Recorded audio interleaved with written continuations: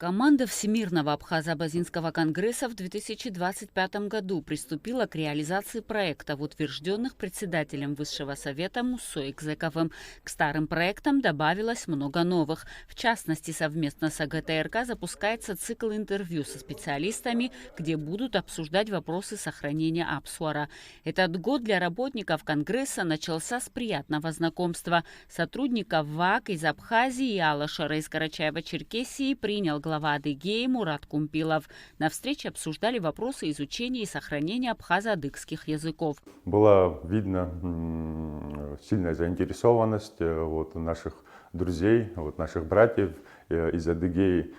Встреча была запланирована на час, но она длилась свыше 2 часов. То есть это такой показатель того, что наша деятельность, она привлекает. И если будет возможность в этом году провести какие-то совместные проекты. То есть было поручение от главы Республики Адыгея составить дорожную карту для того, чтобы в перспективе была возможность проведения совместных проектов и поделиться таким небольшим скромным нашим опытом. Надеюсь, эта встреча принесет свои плоды в этом году. С такой встречи, с такого приятного знакомства начался этот год. Отдел по работе с местными представительствами продолжил проект Аймадара. В рамках первого выезда для учеников Ачимчирской школы-интерната в Сухуме была организована культурная программа. Школьники посетили студию керамики «Рама» и Абхазский государственный музей. Получил продолжение проект по начальной военной подготовке. В этом году отдел приступил к реализации нового проекта «Ахя», направленного на сохранение каштановых лесов. В рамках проекта было высажено более 200 саженцев. Наша деятельность по помощи, по реализации инициатив с местных представительств, она продолжается.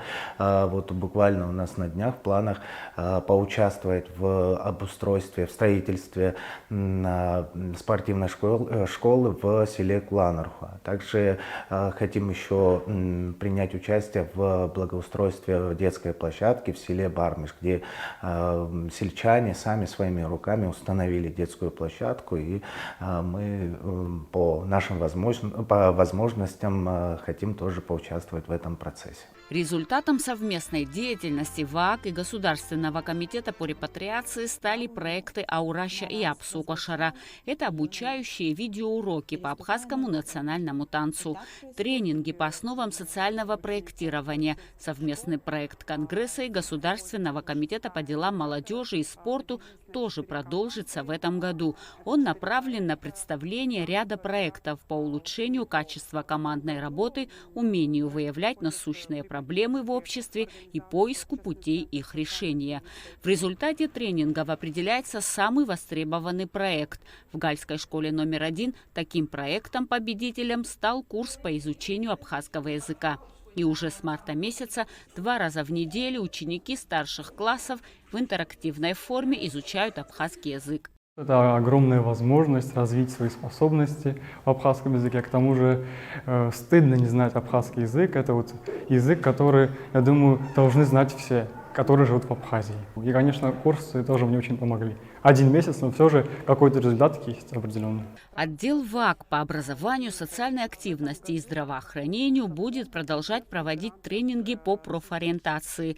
Также отделом совместно с Абхазским государственным драматическим театром запущен новый проект, в рамках которого сельские школьники посещают спектакли и знакомятся с миром театра изнутри.